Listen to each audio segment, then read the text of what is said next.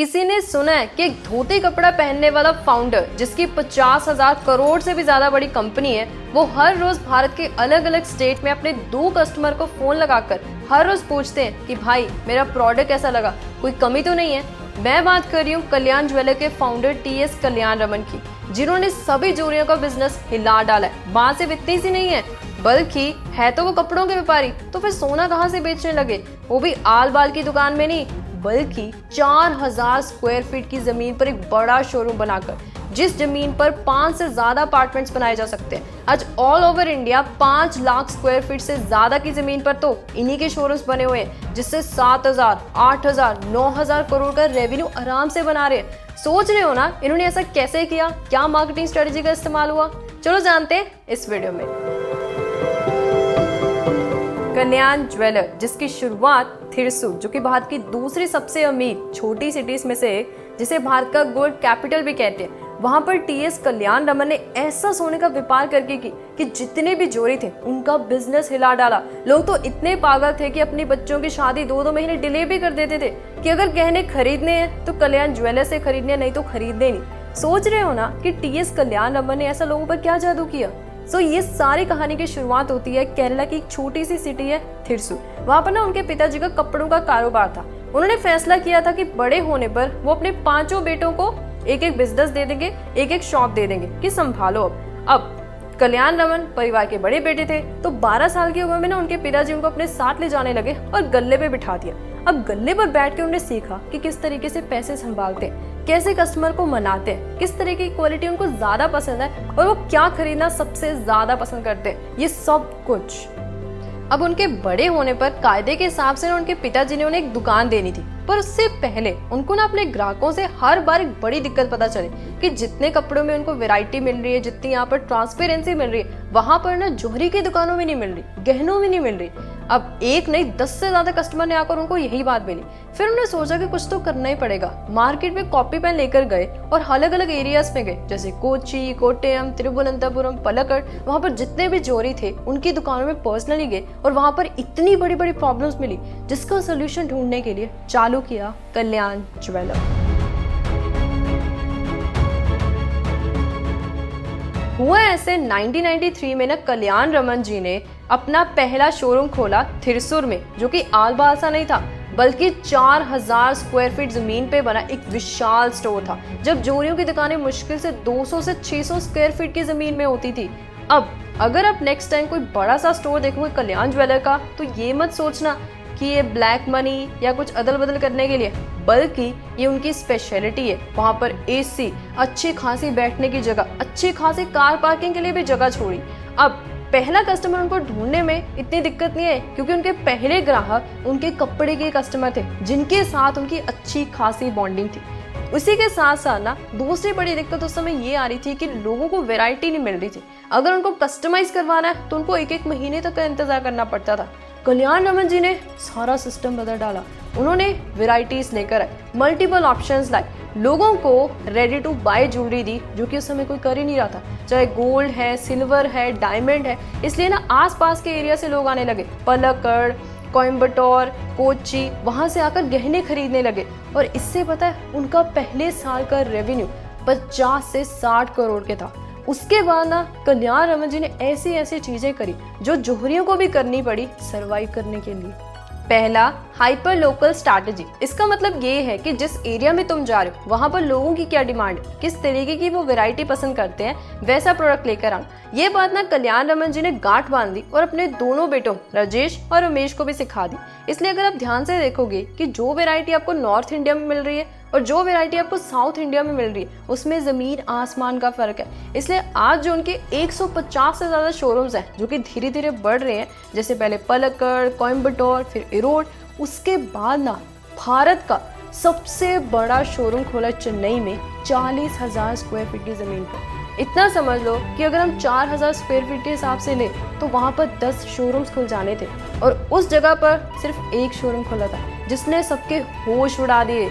दूसरा, regional celebrity endorsement. ये बात ना कल्याण रमन जी ने जल्दी समझ ली कि अगर ब्रांड ट्रस्ट बिल्ड करना ना तो सेलिब्रिटी तो लाना पड़ेगा। अब जहाँ पर कंपनीज 2-3 ब्रांड एम्बेसडर बनाती है, उन्होंने पता क्या किया कि हर एक स्टेट में जो पॉपुलर सेलिब्रिटी है उसको अपना ब्रांड एम्बेसडर ही बना लिया।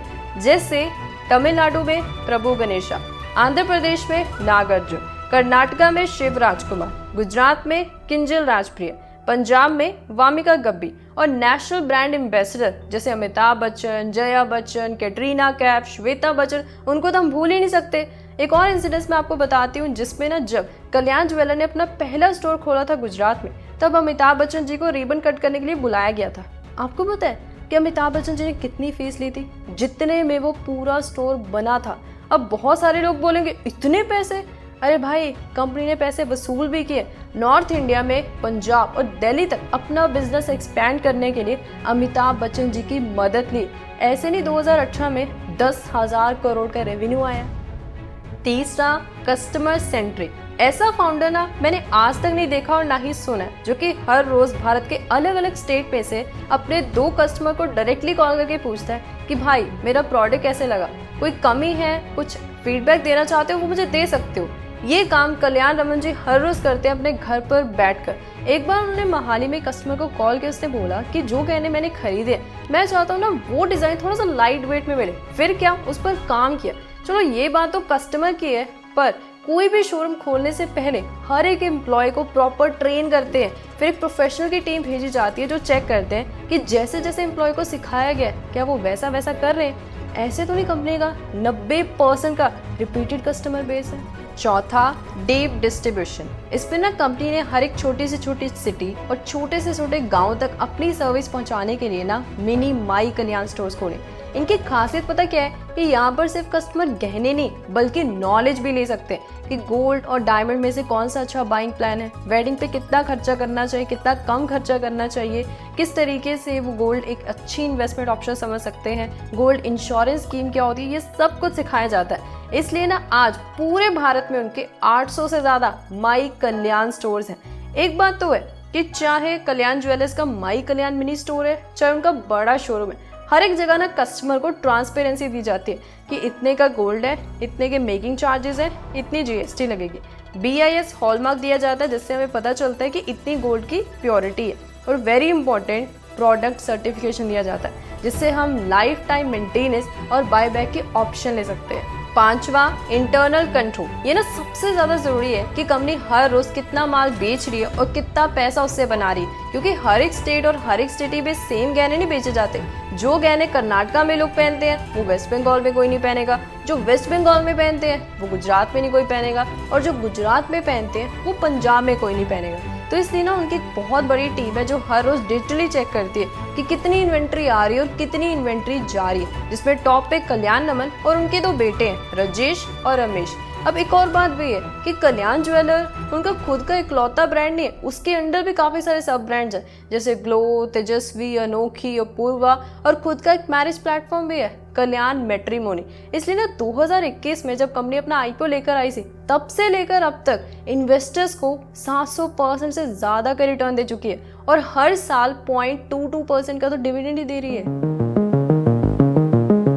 कल्याण ज्वेलर जो आज 50,000 करोड़ की कंपनी है, आपको पता है उनके आगे की प्लान क्या है? हर साल 15 से ज्यादा स्टोर्स खोले, भारत के साउथ हिस्से में 50% की मार्केट लेनी है। बहुत सारे लोग बोलेंगे हमें क्या, हमें ये कि आपको पता है वो अपने एक स्टोर से पूरे साल में 100 करोड़ का रेवेन्यू बना रहे। अगर आपको भी ऐसा बिजनेस बनाना ना तो पहले इन 3 चीजों पे काम करना पड़ेगा।